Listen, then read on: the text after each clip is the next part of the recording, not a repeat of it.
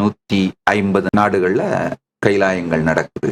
அந்தந்த ஆர்கனைசேஷன்ல இருக்கிற அந்த தெய்வம், அந்த பிரதிஷ்டை செய்யப்பட்டிருக்கின்ற தெய்வம் அதிகாரமுடையவர்.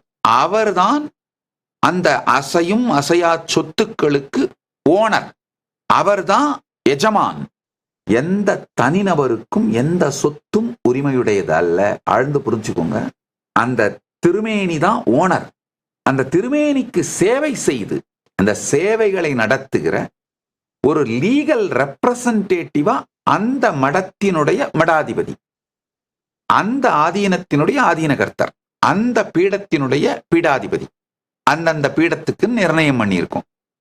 உத்தராதிகாரி ஒருத்தர் அந்தந்த பீடத்துக்கு, அந்த சன்னியாசி யார் இன்சார்ஜா போட்டிருக்குமோ அவங்க தான் அந்த தெய்வத்தோட லீகல் ரெப்ரசன்டேட்டிவ்.